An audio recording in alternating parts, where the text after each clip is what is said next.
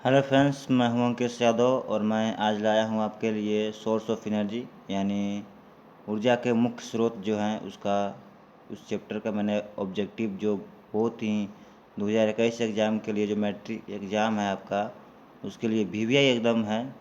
आप इसे ज़रूर याद रखिएगा। चलिए वीडियो स्टार्ट करते हैं। अगर आप मेरे चैनल को सब्सक्राइब नहीं किए हैं तो सब्सक्राइब कर दीजिए, वीडियो को लाइक कर दीजिए और फ्रेंड के साथ शेयर करना मत भूलिए। चलिए वीडियो स्टार्ट करते हैं। क्वेश्चन नंबर फर्स्ट को देखते हैं। क्वेश्चन नंबर फर्स्ट क्या कहता है? क्वेश्चन नंबर फर्स्ट क्या कहता है? क्वेश्चन पढ़िए। ऊर्जा का ऐसे मात्रक होता है। ऊर्जा का ऐसे मात्रक क्या होता है? कैलोरी होता है, जूल होता है, ताप होता है या न्यूटन होता है। आपको बताना है कि ऊर्जा का ऐसे मात्रक क्या होता है। ऊर्जा का ऐसे मात्रक हम सभी जानते हैं कि ऊर्जा का ऐसे मात्रक क्या होता है? जूल होता है। चलिए क्वेश्चन नंबर 2 में चलते हैं। ऊर्जा के सभी रूप में अंततः स्रोत किसको माना जाता है? ऊर्जा के सभी रूप में अंततः स्रोत किसे माना जाता है? कोयला को, जल को, सूर्य को, परमाणु को। यहाँ पे हो जाएगा दूसरा का क्वेश्चन नंबर 2 का सी हो जाएगा सूर्य को। चलिए क्वेश्चन नंबर 3 में चलते हैं। ऊर्जा का अनवीकरणीय स्रोत है। ऊर्जा का अनवीकरणीय स्रोत, अनवीकरणीय मतलब को पता होना चाहिए। अनवीकरणीय मतलब को पता होना चाहिए जिसके पुनः प्राप्त नहीं किया जा सकता है। अनवीकरणीय जिसे पुनः प्राप्त नहीं किया जा सकता है। तो ये क्वेश्चन नंबर 3 का हो जाएगा ऑप्शन बी कोयला। और कोयला को एक बार जला दिया जाए तो वह दोबारा से यूज में नहीं लाया जा सकता है इसे। चलिए क्वेश्चन नंबर 4 में चलते हैं। निम्नलिखित में से किसका उपयोग खाना बनाने के लिए ईंधन के रूप में नहीं किया जाता है?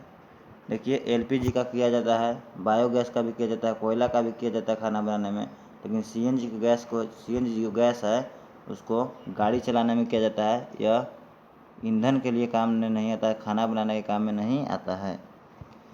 चलिए क्वेश्चन नंबर 5 में चलते हैं। निम्नलिखित में से किसका अर्थ जल होता है? यहाँ पे ऑप्शन है टेर्बो, नाइट्रो, हाइड्रो। यहाँ पे ऑप्शन डी हो जाएगा हाइड्रो। हाइड्रो का मतलब जल होता है, जैसे H2O होता है, H2O जैसे होता है वैसे हाइड्रो यहाँ पे है। चलिए क्वेश्चन नंबर 6 में चलते हैं। बायोगैस संयंत्र का उत्पाद निम्नलिखित में से क्या है? ऑप्शन ए उर्वरक है, पौष्टिक भोजन है, अपमार्जक है, विषैला गैस है। यहाँ पे क्वेश्चन 6 का हो जाएगा ऑप्शन ए उर्वरक। उर्वरक बायोगैस संयंत्र से क्या निकलता है? उर्वरक निकलता है, यानी कि जैविक खाद निकलता है। देखिए यहाँ पे क्वेश्चन नंबर 7 को देखिए। निम्नलिखित में से किस देश को पवनों का देश कहा जाता है? निम्नलिखित में से किस देश को पवनों का देश कहा जाता है? ऑप्शन है यूएसए, भारत, जापान, डेनमार्क। पवनों का देश पता कैसे कहा जाता है? पवनों का देश किस डेनमार्क को कहा जाता है। पवनों का देश किसे कहा जाता है? डेनमार्क को। ऑप्शन यहाँ पे डी सही है। चलिए क्वेश्चन नंबर 8 को देखते हैं। निम्नलिखित में से किस पदार्थ का उपयोग सौर सेल बनाने के लिए किया जाता है? निम्नलिखित में से किस पदार्थ का उपयोग सौर सेल बनाने के लिए किया जाता है? ऑप्शन ए कार्बन, कांच, सिलिकॉन और एल्युमिनियम। यहाँ पे क्वेश्चन नंबर 8 का आंसर हो जाएगा सी सिलिकॉन। सिलिकॉन का उपयोग विद्युत सेल यानी कि सौर सेल में बनाने के लिए उपयोग में लाया जाता है। यहाँ पे सी ऑप्शन राइट है। चलिए क्वेश्चन नंबर 9 में चलते हैं। सोलर कुकर सोलर कुकर में प्रयुक्त बर्तन प्रायः निम्नलिखित में से किस रंग के पेंटेड होता है? सोलर कुकर में प्रयुक्त बर्तन प्रायः निम्नलिखित में से किस रंग से पेंट किया होता है? यहाँ पे ऑप्शन है श्वेत, काला, पीला और लाल। यहाँ पे 9 का हो जाएगा ऑप्शन नंबर बी काला से। ये काला एक ऐसा रंग है जो सूर्य के सभी रंगों को अवशोषित कर लेता है और अधिक से अधिक ऊष्मा देता है। चलिए क्वेश्चन नंबर 10 में चलते हैं। निम्नलिखित में से कौन जैव मात्रा ऊर्जा का उदाहरण नहीं है? लकड़ी, गोबर गैस, नाभिकीय ऊर्जा, कोयला। देखिए यहाँ पे नाभिकीय ऊर्जा स्रोत नहीं है। जैविक खाद जैव मात्रा का स्रोत नहीं है, उदाहरण नहीं है ये नाभिकीय ऊर्जा। चलिए क्वेश्चन नंबर 11 में चलते हैं। सौर जल ऊष्मक का उपयोग गर्म पानी पीने के लिए नहीं किया जा सकता।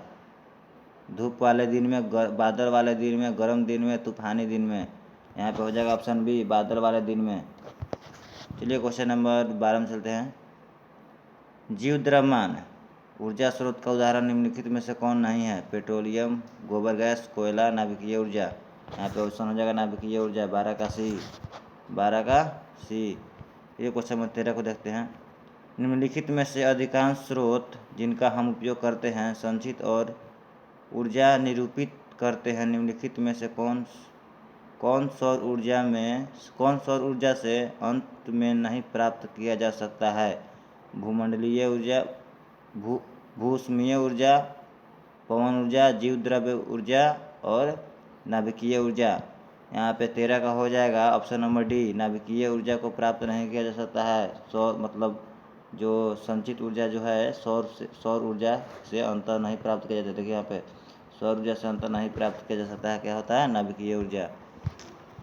चलिए क्वेश्चन नंबर 14 में देखते हैं। निम्नलिखित में से कौन ऊर्जा का नवीकरणीय स्रोत है? निम्नलिखित में से कौन ऊर्जा का नवीकरणीय स्रोत है? वैसा स्रोत जिसे पुनः उपयोग में लाया जा सकता है।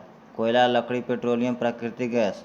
यहाँ पे 14 का बी हो जाएगा लकड़ी का पुनः उपयोग लाया जा सकता है। चलिए क्वेश्चन नंबर 15 को देखते हैं। क्वेश्चन नंबर 15 क्या कहता है? सौर पैनल बनाया जाता है अनेक सौर कुकरों को संयोजित कर, अनेक सौर सेलों को संयोजित कर, सौर जनक उष्माकों को संयोजित कर, सौर केंद्रों को संयोजित कर। यहाँ पे 15 का बी हो जाएगा अनेक सौर सेलों को संयोजित कर, 15 का बी। ये 16 का देखते हैं। पवन विद्युत जनित्र में पवन की चाल कम से कम होनी चाहिए। अगर पवन विद्युत जनित्र अगर बनाना है आपको, मतलब जो होता है उसका अगर विद्युत जो जनित्र होता है, जो जनरेटर होता है, उसको चलाने के लिए 15 किलोमीटर प्रति आवर होना चाहिए। 15 किलोमीटर प्रति घंटा की चाल से हवा को चलेगा, तभी वह पवन चक्की विद्युत ऊर्जा उत्पन्न कर सकता है। चलिए क्वेश्चन नंबर 17 को देखते हैं। बॉक्स प्रकार के सौर कुकर के ऊपरी भाग में कांच के ढक्कन देने का कारण क्या है? ऑप्शन ए, यह देखने के लिए भोजन पक रहा है या नहीं। ऑप्शन बी, बॉक्स के अंदर अधिक सूर्य का प्रकाश जाने के लिए। बॉक्स के अंदर धूल कणों को रोकने के लिए। विकिरण द्वारा ऊष्मा हानि को कम करने के लिए। यहाँ पे ऑप्शन डी हो जाएगा, विकिरण द्वारा ऊष्मा हानि को कम करने के लिए क्या होता है? ऊपरी भाग में कांच के ढक्कन दिया जाता है। चलिए क्वेश्चन नंबर 18 में चलते हैं। निम्नलिखित में से किसका अर्थ जल होता है? मैंने अभी ये वहाँ पे आया था क्वेश्चन, हाइड्रो का मतलब जल होता है। चलिए क्वेश्चन नंबर 19 में चलते हैं। बायोगैस संयंत्र का उत्पाद निम्नलिखित में से क्या है? उर्वरक है, ऑप्शन ए है। ये मैंने क्वेश्चन पहले ही डील कर चुका था। चलिए क्वेश्चन नंबर 20 में चलते हैं। निम्नलिखित में से किस पदार्थ का उपयोग सौर सेल बनाने के लिए किया जाता है? वह है सिलिकॉन। ये भी क्वेश्चन पहले हो चुका है, सिलिकॉन। चलिए एलपीजी का मुख्य अवयव क्या है? एलपीजी का मुख्य अवयव क्या है? नॉर्मल ब्यूटेन एवं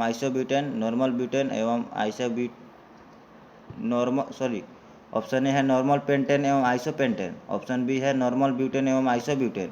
ऑप्शन सी है मीथेन एवं ईथेन। ऑप्शन डी है इनमें से कोई नहीं। 21 का हो जाएगा ऑप्शन बी, नॉर्मल ब्यूटेन और आइसोब्यूटेन। चलिए क्वेश्चन नंबर 22 में चलते हैं। सौर स्थिरांक का मान क्या होता है? सौर स्थिरांक का मान ऑप्शन ए 3.4 किलोवाट पर मीटर स्क्वायर, 2.4 किलोवाट पर मीटर स्क्वायर, 1.4 किलोवाट पर मीटर स्क्वायर, इनमें से कोई नहीं। 22 का हो जाएगा ऑप्शन सी, 1.4 किलोवाट पर मीटर स्क्वायर। देखिए क्वेश्चन नंबर 23 को देखिए। निम्नलिखित ईंधनों में ऊर्जा प्राप्त करने के लिए क्या करना पड़ता है? ईंधनों में ऊर्जा प्राप्त करने के क्या करना पड़ता है? उसको दहन किया जाता है, यानी उसको जलाया जाता है। और यहाँ पे ऑप्शन बी राइट आंसर है। नाभिकीय विखंडन अभिक्रिया किसके द्वारा प्रेरित होता है? नाभिकीय विखंडन अभिक्रिया किसके द्वारा प्रेरित होता है? वो होता है 24 का हो जाएगा ऑप्शन सी, न्यूट्रॉन द्वारा नाभिकीय विखंडन अभिक्रिया प्रेरित होता है। यहाँ पे ऑप्शन सी हो जाएगा न्यूट्रॉन। चलिए आदर्श ईंधन के प्रति एकांक द्रव्यमान से मिलने वाले ईंधन का मान होना चाहिए, ज़्यादा होना चाहिए। अगर आदर्श ईंधन है यानी बहुत बढ़िया ईंधन है तो उसका एकांक द्रव्यमान जो द्रव्यमान है उससे मतलब अधिक ऊर्जा मिलना चाहिए। अधिक से अधिक ऊर्जा यानी कि ज़्यादा से ज़्यादा। चलिए ऑप्शन ए यहाँ पर सही हो जाएगा। चलिए क्वेश्चन नंबर 26 में चलते हैं। पेट्रोलियम किस प्रकार की ऊर्जा का स्रोत है? पेट्रोलियम किस प्रकार की ऊर्जा का स्रोत है? क्वेश्चन नंबर 26 का हो जाएगा जीवाश्म ईंधन एवं ऑप्शन ए है जीवाश्म ईंधन ऊर्जा परंपरागत स्रोत जिसका नवीकरणीय संभव न हो उपयुक्त तीनों तरह की ऊर्जाओं के लिए। 26 का हो जाएगा ऑप्शन नंबर डी उपयुक्त तीनों तरह की ऊर्जाओं के लिए, ऑप्शन डी। चलिए क्वेश्चन नंबर 27 को देखते हैं। तापीय शक्ति विद्युत संयंत्र को चलाने के लिए किस प्रकार के ईंधन का प्रयोग करते हैं? तापीय शक्ति विद्युत संयंत्र को चलाने के लिए किस प्रकार के ईंधन का उपयोग करते हैं? 27 का ऑप्शन ए है जीवाश्म ईंधन, जल शक्ति, ज्वारीय ऊर्जा, पवन ऊर्जा। यहाँ पे 27 का हो जाएगा ऑप्शन नंबर ए जीवाश्म ईंधन। 17 का क्या हो जाएगा? ए जीवाश्म ईंधन। नाभिकीय ऊर्जा में ऊर्जा का स्रोत क्या होता है? नाभिकीय ऊर्जा में ऊर्जा का स्रोत क्या होता है? पहला है गतिज ऊर्जा, द्रव्यमान, स्थितिज ऊर्जा, इनमें से कोई नहीं। यहाँ पे 28 का हो जाएगा ऑप्शन नंबर बी द्रव्यमान। नाभिकीय ऊर्जा में ऊर्जा का क्या स्रोत है? द्रव्यमान है। चलिए क्वेश्चन नंबर 29 को देखते हैं। U-235 यानी कि 2035 के एक परमाणु के विखंडन से मिलने वाले ऊर्जा का मान क्या होगा? ऑप्शन ए है 220 MeV और 931 MeV 1 जूल। यहाँ पे ऑप्शन डी है 10 जूल। 29 को हो जाएगा ऑप्शन नंबर बी 931 MeV। चलिए क्वेश्चन नंबर 30 को देखते हैं। नाभिकीय संलयन में ऊर्जा प्राप्त करने के लिए किस ईंधन का प्रयोग किया जाता है? नाभिकीय संलयन में ऊर्जा प्राप्त करने के लिए किस ईंधन का प्रयोग किया जाता है? पेट्रोलियम, प्राकृतिक gas, methane gas, hydrogen gas.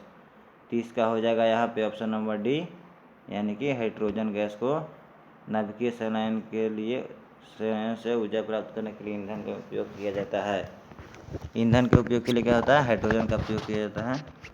चलिए क्वेश्चन नंबर 31 को देखते हैं। पवन चक्की में पवन ऊर्जा का उपयोग कर क्या करते हैं? पवन चक्की में पवन ऊर्जा का उपयोग कर क्या करते हैं? ऑप्शन ए है पानी पंप चलाते हैं, जनरेटर को टरबाइन चलाते हैं, पानी पंप का तथा टरबाइन दोनों चला सकते हैं, इनमें से कोई नहीं। चलिए यहाँ पे 31 का हो जाएगा ऑप्शन नंबर सी दोनों कर सकते हैं, पानी का पंप या टरबाइन दोनों चलाने के काम में ला सकते हैं, ऑप्शन नंबर सी है। चलिए क्वेश्चन नंबर 31 को देखते हैं। पवन चक्की में ऊर्जा का उपयोग कर क्या करते हैं? पवन चक्की में यहाँ पे ऑप्शन ये हो गया, क्वेश्चन नंबर 31 हो चुका है। यहाँ पे ऑप्शन सी ही मैंने बताया, पानी पंप तथा टरबाइन दोनों चलाने के लिए। चलिए क्वेश्चन नंबर 32 को देखते हैं। सौर कुकर में भोजन पकाने के लिए किस ऊर्जा का प्रयोग किया जाता है? सौर कुकर में भोजन पकाने के लिए सौर ऊर्जा का उपयोग किया जाता है। यहाँ पे ऑप्शन बी राइट आंसर है, ऑप्शन बी। चलिए क्वेश्चन नंबर 33 को देखते हैं। सौर प्रकाश विल्टीय सेल में सौर ऊर्जा को किस रूप में परिवर्तित किया जाता है? 33 का हो जाएगा ऑप्शन नंबर ए यानी कि विद्युत ऊर्जा में। सौर ऊर्जा के वोल्टीय सेल में सौर ऊर्जा किस रूप में परिवर्तित किया जाता है? विद्युत ऊर्जा में परिवर्तित किया जाता है। चलिए क्वेश्चन नंबर 34 को देखते हैं। भू ऊष्मीय पंप किस ऊर्जा